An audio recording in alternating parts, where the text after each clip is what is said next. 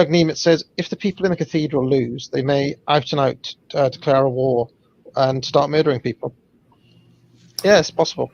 Yeah, I meant to bring up this whole prospect of election violence, and the reason I would take it seriously, where in the past in the U.S., I have to say, I would have never imagined this. I really wouldn't have. But I would have said, you're nuts, you know. But post-election violence, I mean. But we've had a year of political street violence. So as you may know, people who have done violence once, right, Binary, you're probably going to be able to give us an essay on this. If you've done violence once, doing it the second time is a whole different thing than doing it the first time, right? Yes, desensitization is a real thing. Yeah, you're a veteran in a sense. So we have veteran political street violent activists that have been out there doing this stuff, and as I understand it, going from city to city, like they'll travel to the new hotspot and stir up some more trouble there. So we've got a small group of people who are ready to really get some violence going and burn some things down. And it doesn't take that many people to start causing some chaos. And now other people are reacting to the initial trigger, right? So I'm not saying, you know, there's 1 million people are going to be out in the streets doing it. It doesn't take 1 million people. You can shut down a large US city with 1,000 people that know what they're doing comfortably. Yeah, right. Maybe even a few hundred if you're really good. So I've been warning people on Twitter, and I'll do it here again, my fellow folks in the U.S., that I think you ought to be quite cautious next week. I really do. I mean it quite seriously, and I'm not one to buy into every crazy idea of what's going to go wrong next. But I'm concerned. Yeah. And if you look at like what happened in Philadelphia, in the past several days, they also aren't allowing the police to really stop it. I mean, it's just what they did in the summer. They're tacitly or deliberate or openly allowing this violence to commence and to spread. So yeah, it is quite a concern. Well, I'd go slightly further as well. I don't think it's going to fundamentally change. So what have you had? You've had a year of these people, and it's probably going to be much the same people who'll go out and do something after this if they do. They've had a year of practicing, perfecting their techniques, working out what the police can and can't do, funding, organizing, mobilizing, getting the equipment such as crude riot shields and anti-tear gas gear.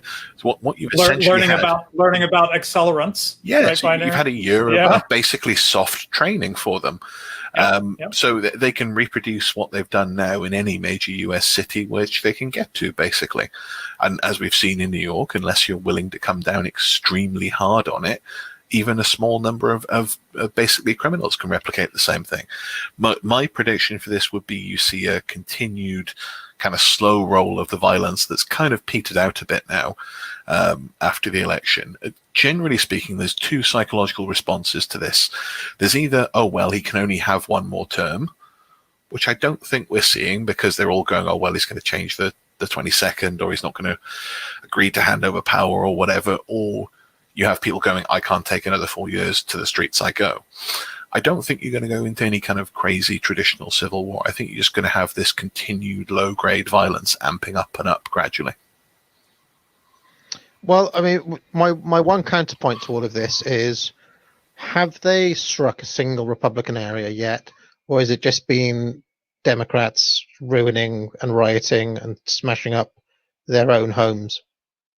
Because I don't see any GOP areas that have been hit. So, like, if Democrats want to continue burning down their own shops, like, who cares? But what's the effect of that, though? What do the Democrats do? What do the non-progressive Democrats do in that city, or business owners, etc., if they can afford it? They do what? Just leave. They leave. They go to a Republican city, and what happens to that Republican city? Becomes more Democrat. They don't have but they don't have a civil war, is what I'm saying. Yeah, but it becomes more Democrat, and then you end up replicating the same thing 10 years on, where all it's doing is pushing the problem on. It's not addressing it. And even if they stay and rebuild, I mean, look at all these, was it Minneapolis where a lot of this started? I saw an article the other week about it saying that basically all the burned out black businesses have been bought up by corporations. We're just going to sit on the real estate and redevelop it in a few years' time. No, what I'm saying is that scenario is something we've seen before. That's basically just people like moving around the map, and we've seen that trend of people moving from California to Texas or whatever else. What I'm saying is the Civil War scenario relies on the violence being brought to Republicans, and I don't see, like, so far the strategy has been extremely cowardly on the part of these groups. It's been in areas where they kind of know that the mayor's on their side. So I'm just saying, like, it has to go across enemy lines to be a war. Yeah, but there is a certain point where you feel that you've got control of your own territory strongly enough to do that. What I see things like Portland as is being a safe experiment for them. How far can we push this here? What works? If we get it wrong, oh well, we're not going to end up with the full force of the law coming down us. Necessarily, we might get picked up and let go again. It's trial run. Eventually, you go into unsafe territory where you've done your training in a safe environment. You take it into a non-safe environment, and that's the desensitization. Sooner or later, these people will not have much of a sensitivity to violence. The question I've got is, what civil war started with people who are on one side smashing up their own areas?